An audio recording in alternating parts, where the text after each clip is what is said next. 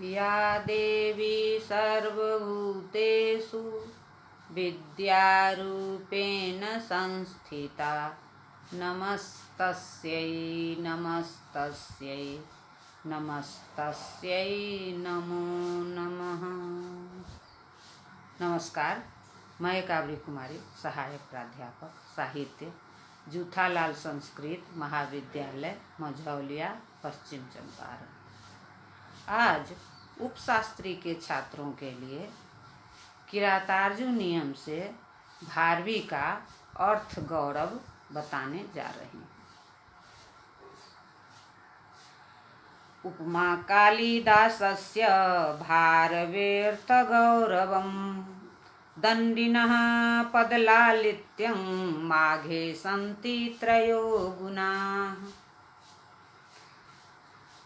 इस समीक्षात्मक सूक्ति में भारवी के अर्थ गौरव की प्रशंसा की गई है।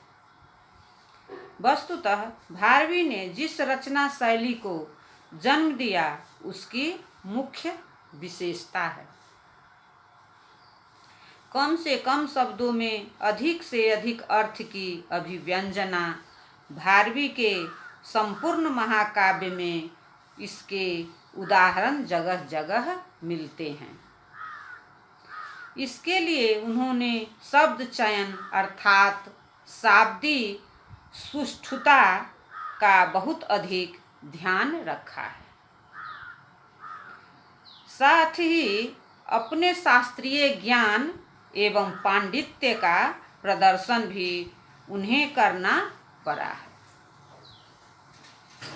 उनकी सूक्तियों में वेद, उपनिषद, पुराण, व्याकरण, ज्योतिष, कामशास्त्र, अर्थशास्त्र, नीतिशास्त्र, नाट्यशास्त्र आदि से संबंधित ज्ञान दिखाई पड़ता है। संपूर्ण समाज के लिए उपयोगी मार्गदर्शन भारवी की रचना में है। उन्होंने श्लेष का प्रयोग भी इतनी सफलता से किया है कि उसमें उनका अर्थ गौरव स्पष्ट होता है।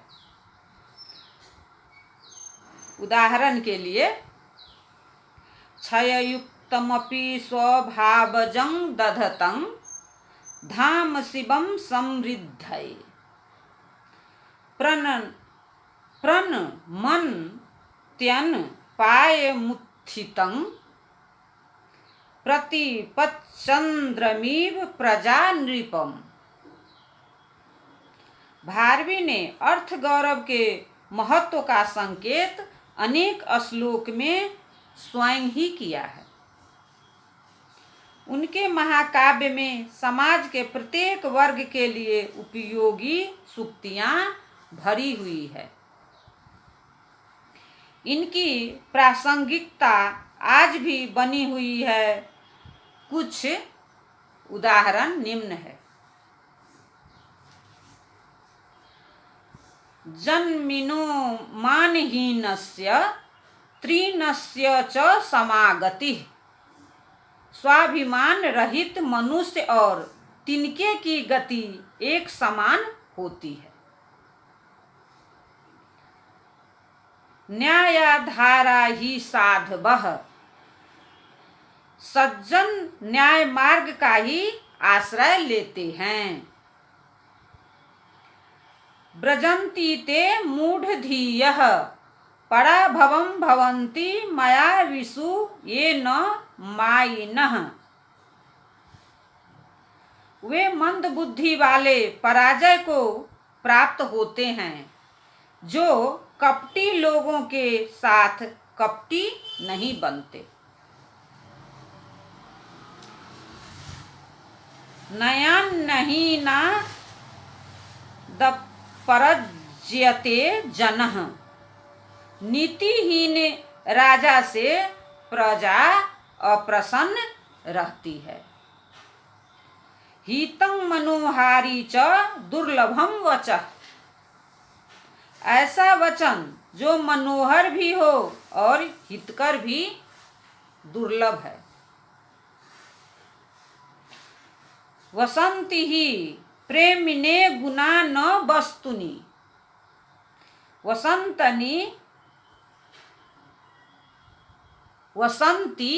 वसन्ति ही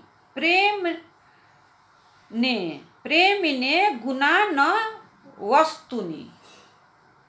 प्रेम में गुण वास करते हैं, न कि वस्तु में। सदानुकूलेषु हि कुर्वते रतिं नृपेष्वमात् येषु च सर्वसंपदः। राजाओं और मंत्रियों के परस्पर अनुकूल रहने पर सभी संपत्तियां निवास करती है। समुन्नयन भूतिम नारे संगमाद वरं विरोधोपि समं महात्मभिः।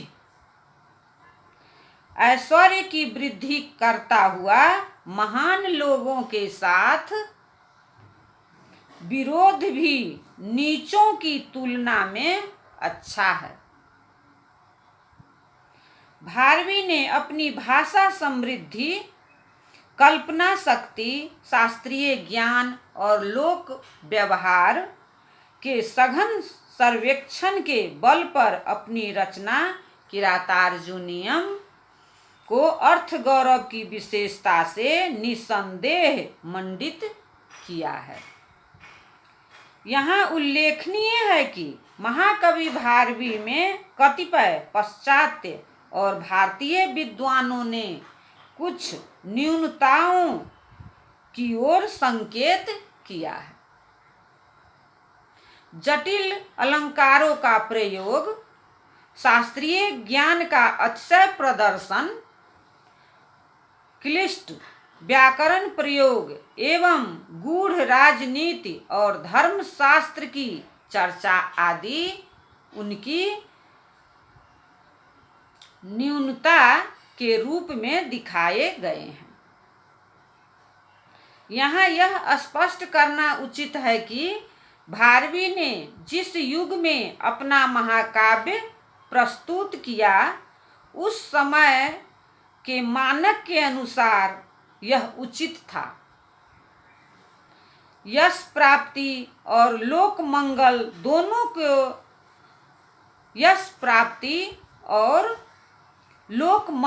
दोनों की सिद्धि इस प्रकार की रचना से संभव थी। अनेक विद्वानों ने भारवी की मुक्त कंठ से प्रशंसा किया है। किरातार्जुनीयम के प्रसिद्ध टीकाकार मल्लीनाथ ने भारवी की प्रशंसा में कहा है कि भारवी की रचना नारियल के समान है, जो ऊपर से कठोर किंतु अंदर सरस और कोमल होता है। नारिकेल फल सम्मितम वचो भारवेः सपदि तद्विभज्यते। नारिकेल फल सम्मितम वचो भारवेः सपदि तद्विभज्यते। स्वादयन्तु रस गर्भ निर्भरं सारमस्य रसिका यथेप्सितम्। कृष्ण कवि ने भारवी की प्रशंसा में कहा है, प्रदेश वृत्त्यापि महान्तमर्थं प्रदर्शयन्ति रसमादधाना। सा भारवे शतपथ दीपिकेव रम्या कृतिः कौरिव नोपजीव्या। धन्यवाद।